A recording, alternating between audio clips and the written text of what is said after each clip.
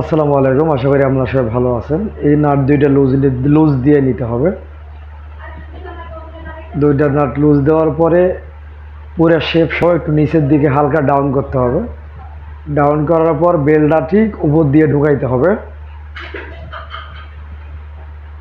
এই বেলটা ঢুকানোর সময় অনেক সময় টাইট থাকে বা নিচের শেপ তারের কারণে বেশি পরিমাণ যায় না।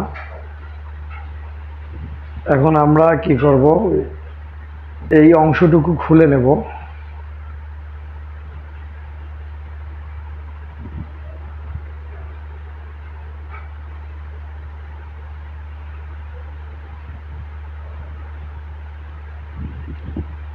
এখন বেল টাইট করার যে পিনিয়াম আছে ওপাশে, সেটা আগে থেকে আমরা লুজ দিয়ে নেব।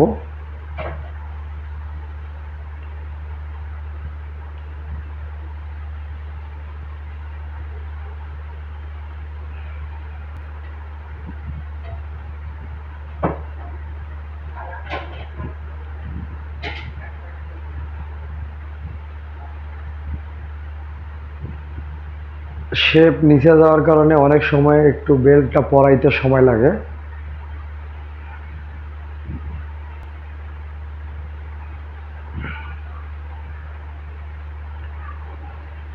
বেল ঢুকানো হয়ে গেছে। এবার আমরা নিডল বারটা পজিশন করব। পজিশন করার পর এরপর বেলটা উঠাবো। যদি পজিশন না থাকে তাও সমস্যা নাই, পরে আমরা 3mm এলেঙ্গি দিয়ে লুজ দিয়ে বেলটা বা নিডল বার অ্যাকুরেট করতে পারবো। বেল লাগানোর পরে এখন আমরা বেলটা টাইট দেব।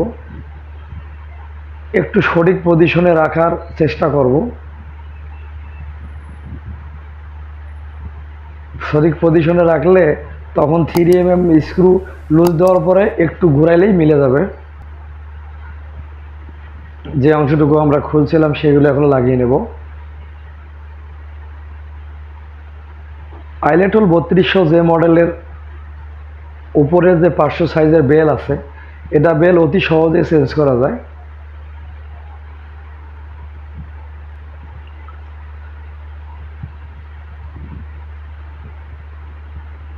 এখানে 3mm এলেঙ্গি স্ক্রু দ্বারা বেলটা আমরা টাইট করে নেব।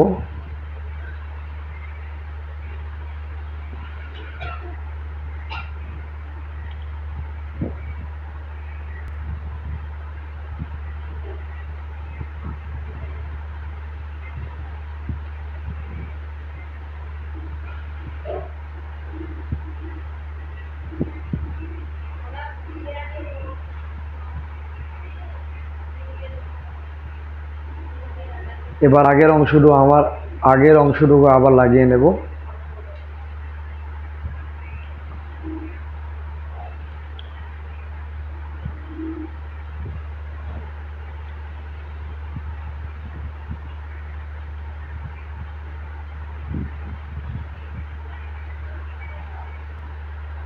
এবার মেশিনের যে কান দুইটা আছে, বেল জানি নিচে পড়ে না যায়, সেই কান দুইটা সঠিকভাবে লাগিয়ে নেব।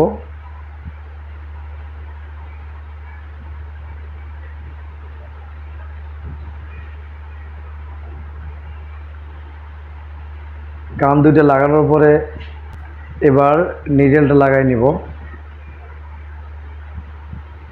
সঠিকভাবে মুভ করতেছে কিনা নিডল বার এটা দেখব। বেশি টাইট হইলে সমস্যা হবে।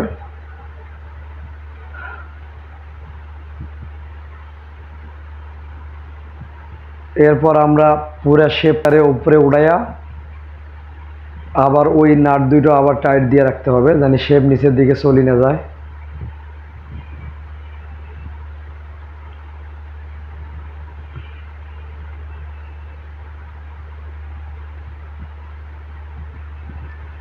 এখন এই 3mm স্ক্রু লুজ দেওয়ার পরে আমাদের বেল লাগানোর সময় যদি একটু বাঁকা তেরা হয় নিডেল বার, তখন ওটা লুজ দেওয়ার পরে মেশিনটাকে ওকে করে নেব। ওকে করে নেওয়ার পরে যেহেতু আমরা 3mm এলেঙ্গি স্ক্রু আগেই লুজ দিয়েছি,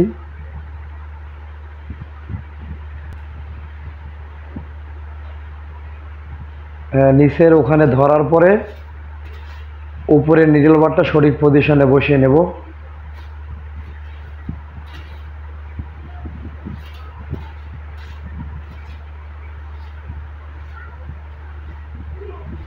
সঠিক পজিশনে বসানোর পরে এবার আমরা 3 mm এলিং স্ক্রু টাইট দিয়ে দেব।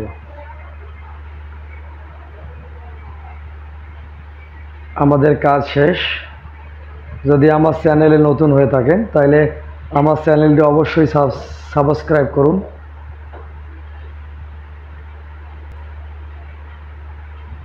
নিডল বার যদি সঠিকভাবে লাগানো হয় তাহলে টাইমিং অটোমেটিক মিলে যাবে।